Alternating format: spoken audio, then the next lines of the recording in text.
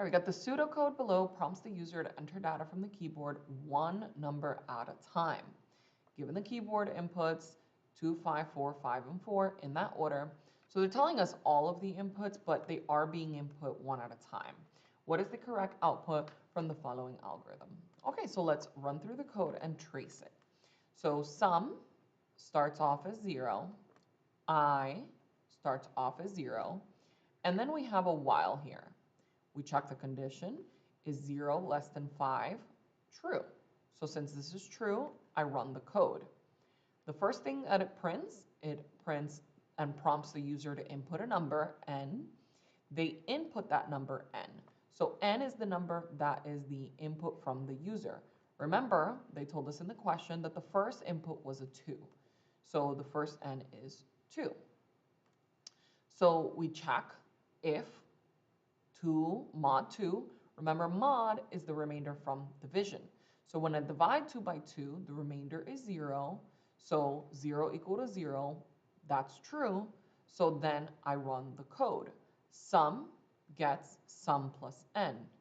So I add sum plus the value of n, which is 2. 0 plus 2 is 2. So sum is now 2. I increase I by 1. That's the next line of code.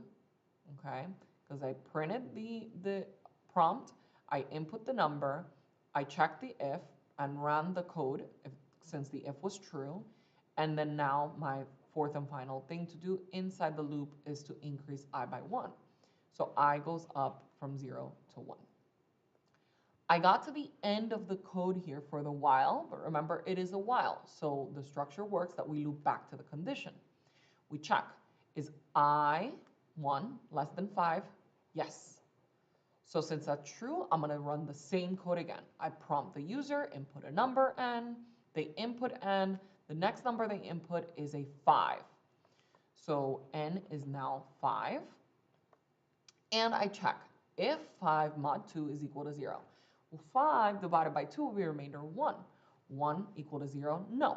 So since that's a false, I skip the sum equals sum plus n. I go to the next line of code, I equals I plus 1, so I increases to 2. I got to the end here, so I go back to the condition, 2 less than 5, true. So I'm going to run the code a third time.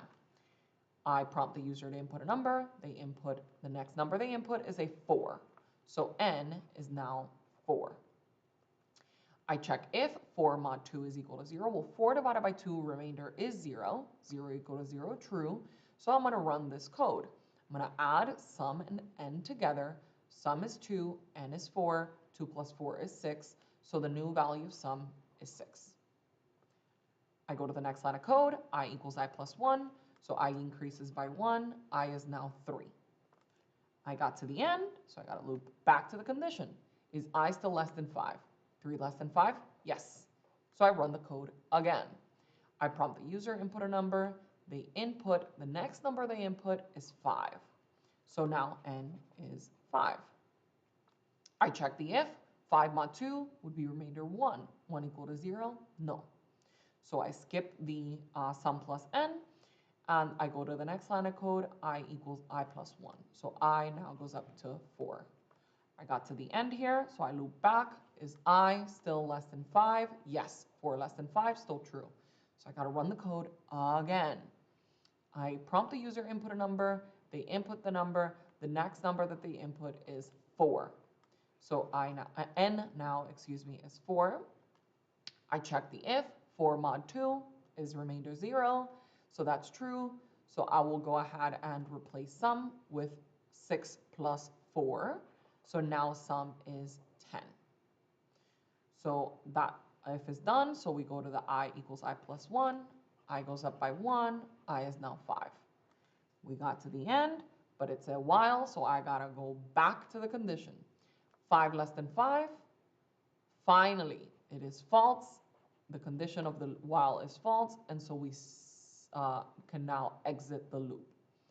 Once we exit the loop, we go to the line of code after the loop. So we are creating now a new variable, av total. F total is going to get whatever sum is, which is 10, divided by whatever I is, which is 5. 10 divided by 5 is 2, so F total is 2. And we go to the next line of code, it says to output F total. So the question was, what is the correct output? We're going to output F total, and since F total is 2, we output 2.